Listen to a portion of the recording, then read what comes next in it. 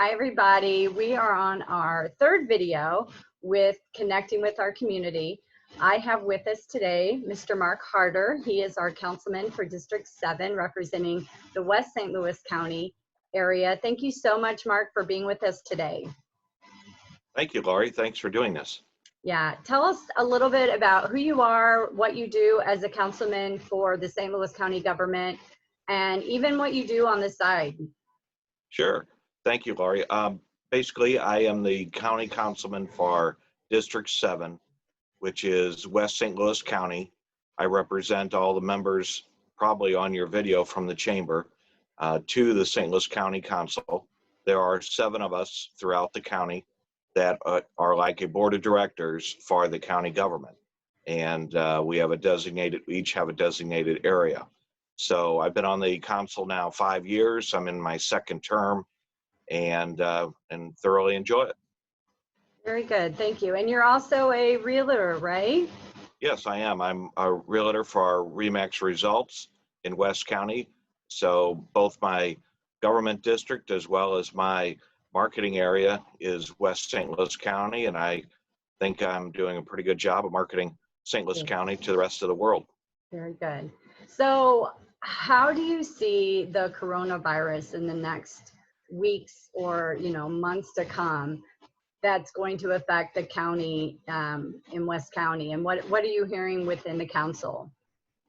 Well, this is a shock to the system, as everybody is experiencing right now. Mm-hmm. We've had a number of meetings about this for the upcoming last 3-4 weeks, preparing for this, and our health department's doing a very good job of keeping us informed, as well as the county executive has been keeping us informed about the data they're seeing. But we're at the early stages of this, and I think the actions that you're seeing right now reflect that early stages, and we've got to make sure we're pushing back on this so it doesn't get worse as the weeks go on.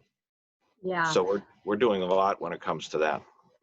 Yeah, I mean, having people stay in, the mandates that I know the governor's put in place with the less than 10 people, it is really good to continue to encourage people to just stay away, stay at home if they can.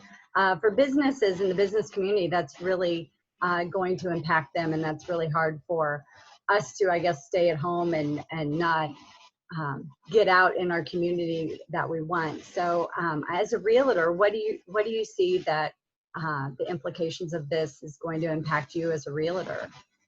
Well, I think initially there's a shock, kind of like what happened after 9/11. People don't know what to expect, don't know what to do, don't want to make big purchases like a car or a house. And then usually a week or two goes by and people get some good news, or they see that things are progressing the way they like to see it. And so then they feel confident to go out and make a big purchase. So whether that's a car or house or other big purchases. And so we saw this back then. I was an agent back then as well.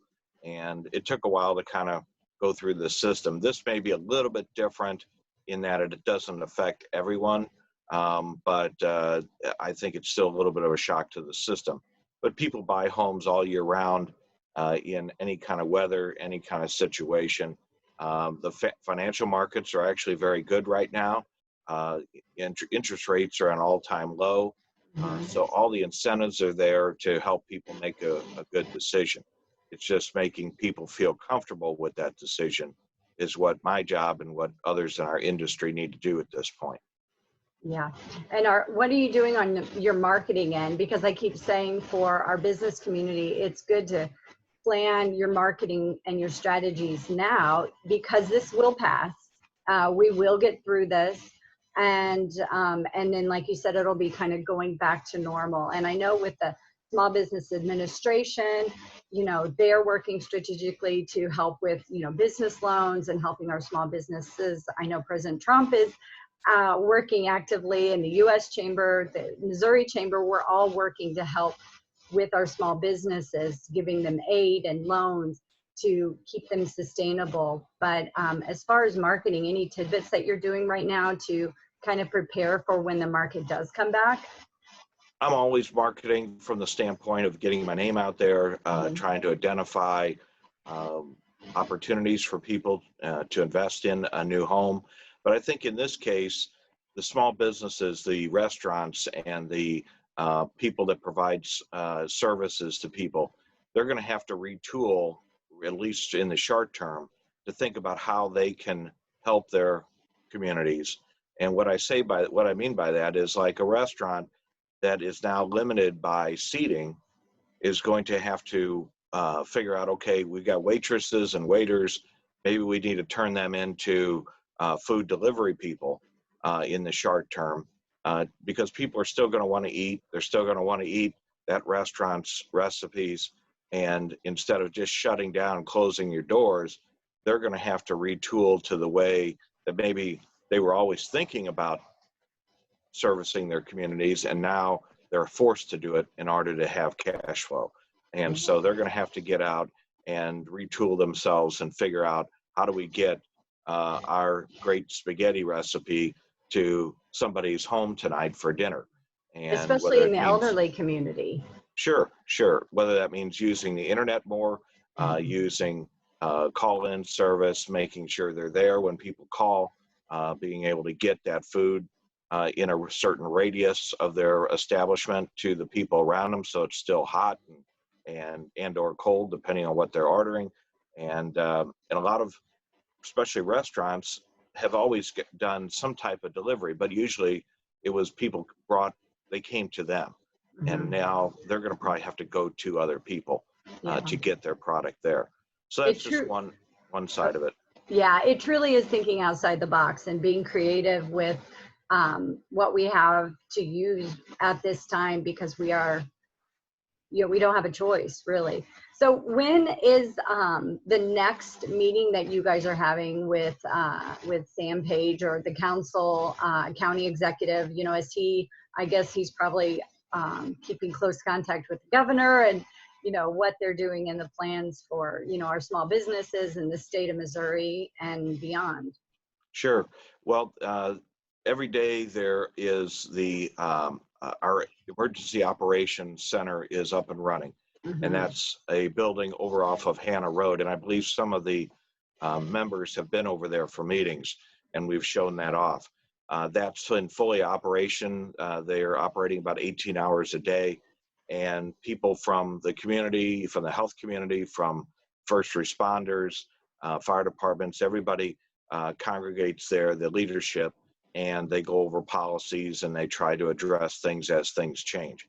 So Sam Page has spent a lot of time over there doing press conferences. He usually does about every other day press conference, which you can usually watch on YouTube or on Facebook Live and see what's going on. There was one yesterday as well with leaders, regional leaders. As a council member, we're being kept up to date with emails and watching those video conferences. To answer your question on meetings, it was already scheduled for us to be off this week. This is our spring break as well as a lot of schools. And so our next meeting will be next Tuesday at 6:30 in the council chambers. And so we'll deal with anything that's come up since our last meeting last week at that meeting. And we should have everyone there for that conference. So are you going to be streaming that live? Yes, all of our meetings are streamed live. You can go on to St. Louis County website, and there is a button you press at 6:30, and you can watch our meetings in live meetings. Yes, and then those meetings are saved on YouTube, so you can go back and look at them again. Okay. Well, thank you so much, Mark, for being a part of this, connecting our community. Just hearing what you have to say is very important, and we appreciate your time with us today. So any last words? Sure. Well, go out, meet your neighbors, at least at 6 foot length. Yeah. Do a lot of elbow bumping. But let your neighbors know that everybody's here, that if they need some food, they need some help, that you'll run to the store for them, especially our elderly and people that are compromised. And those are the people that probably need our help the most. If you want to watch a bunch of kids, I'm sure there's some mothers that would love, and fathers that would love to have some daycare facilities or daycare watching their kids during this time. That would be a great opportunity. It may even make you some money. That's good. Yeah, good point. Especially checking in on our neighbors and letting everyone know that, you know, we're in this together and we're going to get through this together. So again, thank you so much, Mark. I appreciate it. And we will sign off. So see you Okay. later. Thank you. Bye.